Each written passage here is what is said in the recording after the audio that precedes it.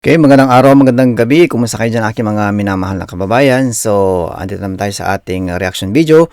Welcome uli kayo sa aking channel, Norbev Heart Vlog. So, ngayon, bago natin ito sisimulan, ay kung bagong padpad man kayo sa aking channel, ay please na huwag makalimut, mag-subscribe, mag-like at mag-share. At pakihit na rin ang all notification bell para maging updated kayo sa mga video aking i-upload.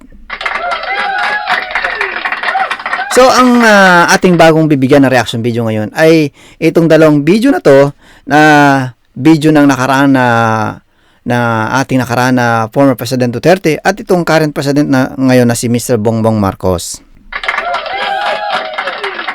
Bibigyan natin ng reaction to yung kaibahan nila pagdating sa impeachment ng kanilang Vice President. Dahil kung matatandaan nyo ay si former Vice President Leni Robredo ay merong isa sa membro ng House of Representatives na nag-endorso ng impeachment para kay Leni Robredo dahil sa panay ang bira nito sa kay President Duterte. Pero dahil doon, ay bago natin simulan, itong kaibahan nila, ay pasadahan muna natin itong nasa screen na to. Bibitinin ko muna kayo. Pasadahan muna natin itong nasa video na to. Dahil nga sa pumutok na impeachment na to, na issue kay Vice President Sara Duterte at binilisan ng mga congressman na 200 plus na membro ng congressman out of 300 ay 200 plus yung inabot ng nag-sign na dapat nang i-impeach si Vice President Sara Duterte. At dahil doon ay merong pinost ang Billionaire News Channel na isa sa mga economist expert na sabi, pag ito daw ay gumulong, ang impeachment na to ay maapektuhan ng ating ekonomiya. Maaaring magkaroon ng chaos, maaaring magmahal ang mga presyo ng bentahan, at maaaring yung both side na anti-impeachment at pro-impeachment, mag-aawa-awayan. Nakikita na natin ngayon eh. Ngayon, pag gumulong itong impeachment na to, doon na, makikita na. At ang masaklap dyan ay yung mga foreign investor na gustong pumasok sa Pilipinas ay atras yan. Dahil sino nga bang matalino at loko-lokong tao na mag-invest sa Pilipinas samantalang may chaos? May gulo. 'Di ba wala? At dahil dito ay nagbigay ng rebuttal ang ating magaling na presidente. Ang sabi niya, impeachment will not affect economy. Eh di wow, ang lakas ng tama mo, Mr. President. Paano naman hindi magiging epekto yan sa ating ekonomiya? Pag ito ay gumulong at nagkagulo, maniwala ka sa hindi. Both Duterte supporter mo sa social media at sa grounds, sa palagay mo ano mangyayari, Mr. President? At pag nangyari yan, apektado ang ating ekonomiya. Basic, simple logic, simple analytic, simple mathematics. Magkagulo yan, Mr. President. Magkagulo. Sure ako dyan. Kaya huwag mo sabihin hindi maapekto ng ating ekonomiya. Ano ka ba naman, Mr. President? Pati ba naman kami mga ordinaryong mga tao, bubuduli mo sa ganitong bagay? Apektado talaga ating ekonomiya dyan. Malinaw pa sa sikat ng araw. Itong opinion mo na to hindi maapekto ng ekonomi? Naku po, mas malabo pa yan sa sabaw ng pusit. Mas madilim pa yan sa sabaw ng pusit. Oo, maniwala ka, Mr. President Bongbong Marcos. Huwag mo sabihin na hindi maapekto ng ating ekonomiya. At dito naman sa screen na to, ay isang magaling na congressman ng 2nd District ng South Cotabato. Alam nyo, kasi na-highlighted yung pirma niya dyan eh. Nag-sign siya eh. Alam mo kung anong pirma niya? Anong reaction niya doon? Anong depensa niya? Ang sabi niya, nagpirma daw siya dyan para ipagtanggol ang ating Vice President Sara Duterte. Saan lupalop ng ng planeta ng ganin to? Ano to? Baliktaran na ba ang pag-iisip nito? Nag-sign ka? Okay, nag-sign ka na pwede nang ilaglag ang Vice Presidente sa bangin. Tapos sasabihin mo, nag-sign ka para ipagtanggol siya? Ano yon? Baliktaran ng pag-iisip? Ikaw naman, congressman, dapat di ka na nagsalita eh. Tuloy, nasilipan ka tuloy na, ano ka, bobo? Okay, so ngayon ay sisimula natin pagbigyan ng reaction dito sa pagitan ng dalawang video na to ng nakaraang presidente na si si Tatay Digong at itong ating current president na si Mr. Bongbong Marcos.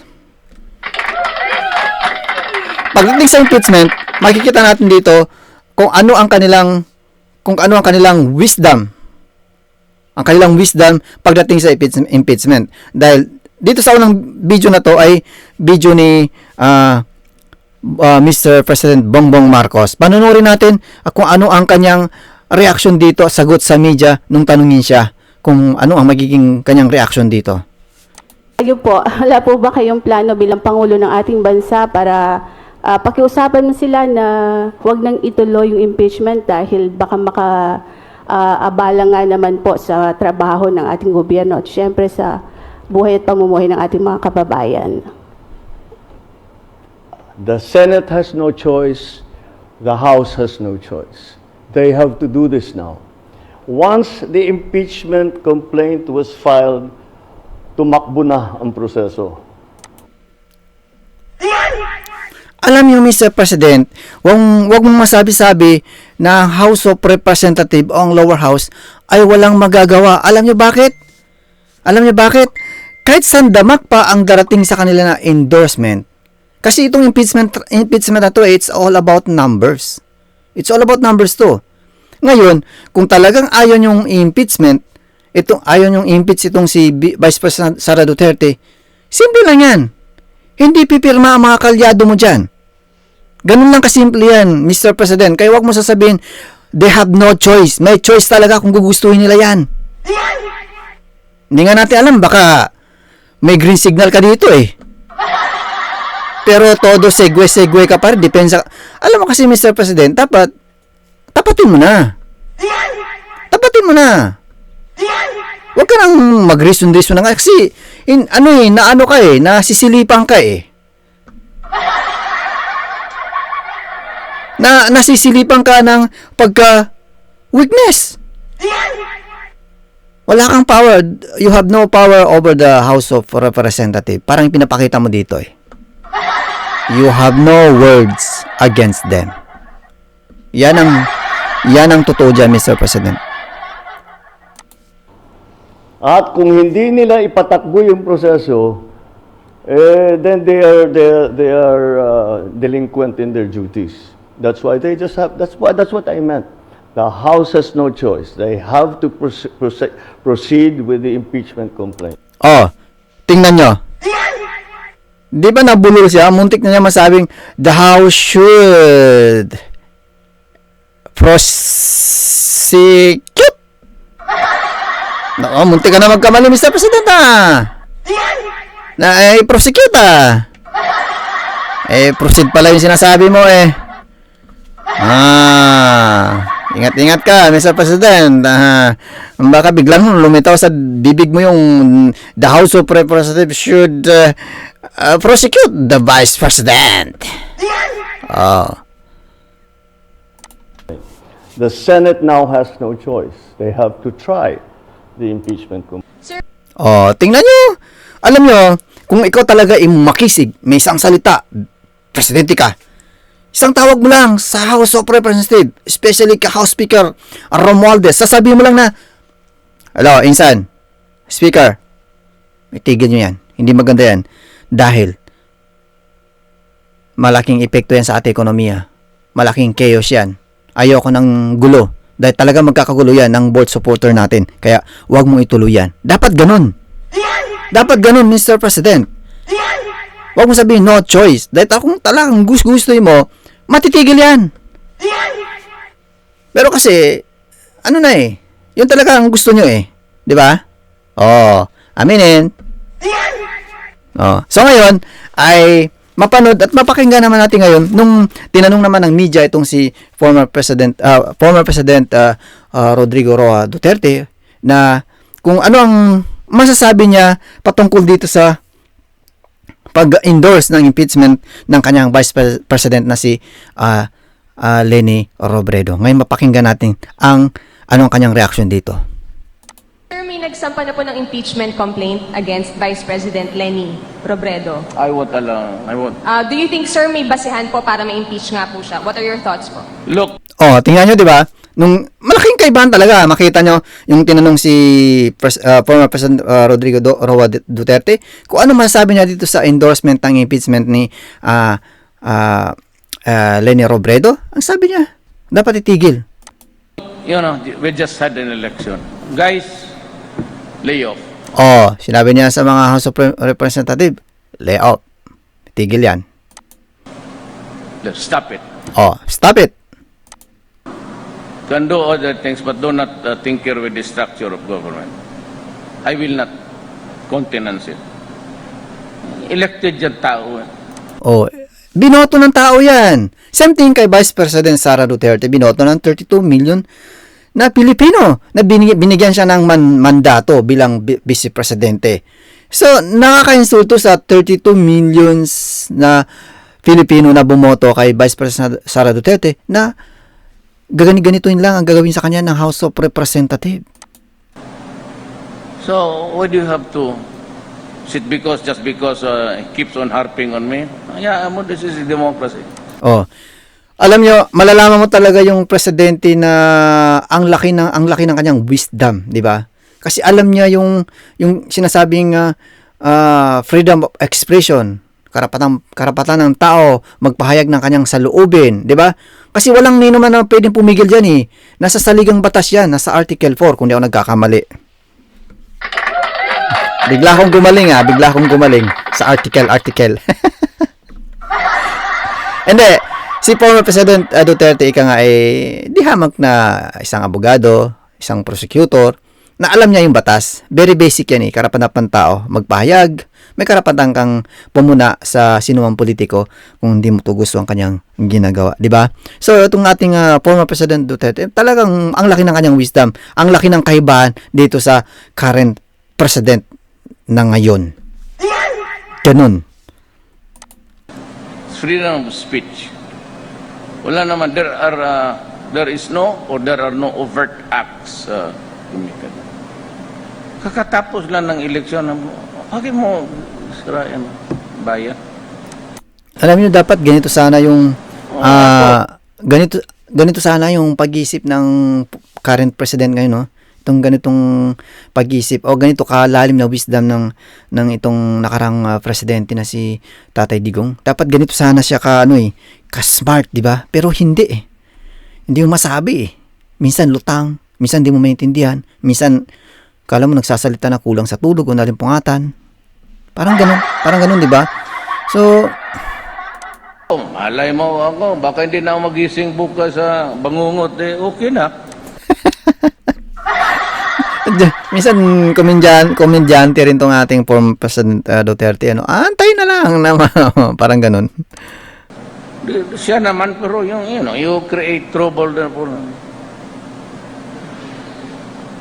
Ayaw yung military kasi ayaw nila hindi naman tamad, pero bakit mo dagdagan yung problema nila? Pati pulis. Oo nga naman, kasi pag nagkaroon ng chaos talaga, ng gulo, ng both party, di ba? Talagang apektado pati military diyan, di ba? Kasi sila yung sila yung nagbabalance, nagpapatupad ng peace, di ba? Kapayapaan. Who will keep order in this country kundi sila? Oo. Ngayon magsabi lang, hindi lang natin magsabi lang, mga to gusto ng gulo. Gusto talaga ng basagan ng ulo. Maganda na nga ang buhay kakatapos lang ng eleksyon. Oo, yun nga eh.